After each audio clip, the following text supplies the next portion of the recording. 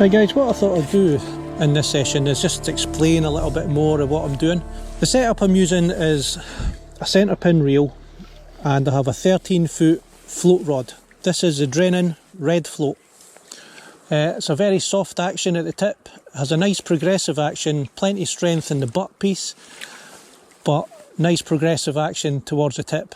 And the soft tip really helps absorb the lunges from the fish, plus I'm fishing with a 3-pound hook length, so that little bit of cushion there protects my hook length more than anything else. On the reel I've got 4.5-pound Drennanp float line, and it is a floating line. On the reel itself I've probably got about maybe 60 yards. I could do another 10 or 20 yards because at the end of the drift I can sometimes hit the reel knot. So the 4.5-pound is straight through.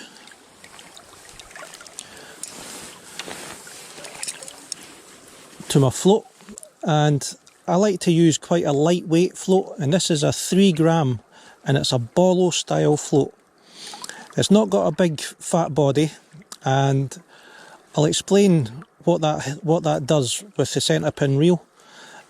You'll notice that I've got, these are just strike indicators for fly fishing. They're sticky. I've got 2 on there, and the bristle's quite slim. It's a 3mm bristle, and I've got it at the top of the bristle for a reason. One, when the fish takes, it doesn't feel a lot of resistance, and then once it hits the little indicators, by then it's too late and the fish is pulling the float under. But the second reason I have these indicators, and you'll notice that they're coloured black, it's normally a yellow strike indicator, but I've coloured them black, and it's because of the water conditions. The water's very white, and to try and see even a red float or a black float in these conditions is quite difficult for me, even though I've got my glasses on. That just creates a little silhouette, and I can see it as clear as day 50 yards down the swim. But it allows me to fish a fine bristle, or as fine as I could possibly go on this weight of float. It's a 3 gram float, as I said, a Bolo style float. It's a carbon stem. This comes down further, probably about 1.5 foot, 20 inches or so, down to my bulk, which is an Olivette. And this Olivette is 2.75 grams, and I've got it locked in place with 2 little float stops. The top one's been cut in half to make it nice and slim, and the bottom one is a full float stop, and that just stops it going anywhere. Coming down about 8 inches, I've got a number 4 shot, which is just lightly crimped onto my line, and the 4.5-pound continues down to a quick change swivel, and this is a quick change micro swivel. And then I've got a loop connection onto my quick change swivel, and this is 3-pound hook length, and it's Drennan ready tied Specimen wide Gape hooks, and they're spade end hooks, and this is a size 16, and I've basically got a double red maggot, and that is the rig.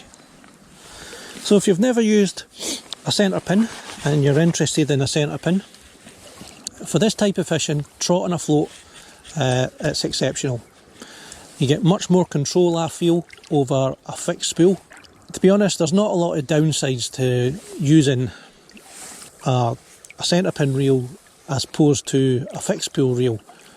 Maybe in your casting ability, but a big river like this, as you can see, I'm in the river, and all I'm doing is drifting the float down my line, and I'll explain what I'm doing with the drift. So a small pinch of red maggots, probably about 10 or 12 in my hand, dropped at my feet. And the reason I drop them at my feet is because of the vortex of the water swirling about, it drags the maggots under, and they're literally trotting along the bottom, probably 5 or 6 feet away from me. If you just threw the maggots out in front of you, it's going to take a lot longer for them to go down, and any fish in the swim is going to bring them up. So I've just lightly lobbed my float to the outside of my drift, and the reason I'm doing that is because there's a little shallow patch which my float will get dragged under once it hits it. Once it gets past that, I'm going to then move it back in line with my own drift. And the reason I do that, lobbing it to the outside, is because all I'm going to be doing is striking the float thinking it's a fish when it's actually, I know it's a bottom. Line stripping off the Centrepin. It's a nice slow drift.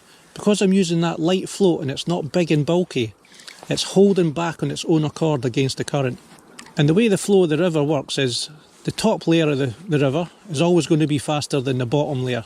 So my float should be drifting at the same rate as the bottom layer close to the riverbed, which is where my hook bait is, and you want that slower rate of drift so that it looks natural. So I can see my float clear as day, lovely silhouette from those indicators that's stuck to the bristle of the float, and I'm coming to the end of my drift. That's hit my reel knot.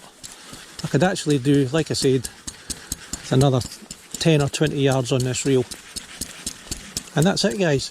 Difference between, probably the only downside I would say between a Centrepin and a fixed spool is I'd have that float in by now. And then just repeat the process, little pinch of maggots at my feet, and I don't feed the same every time. The next feed will probably just be a couple, 2 or 3 maggots. Now the Centrepins, this one in particular, has got no drag on it whatsoever. It does have a clicker, but the clicker obviously it does form sort of a drag.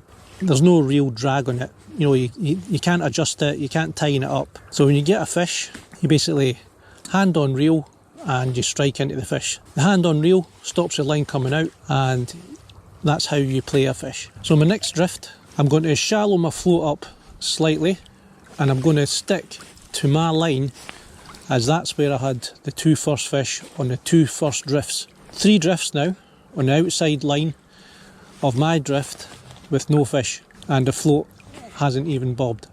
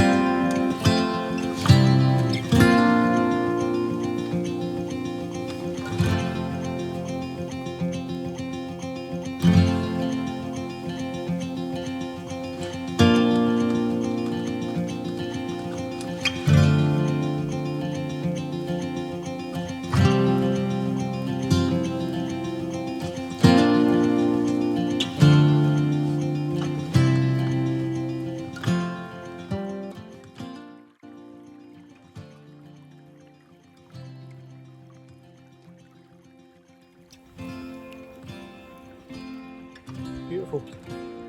Almost identical to the first or second fish I had.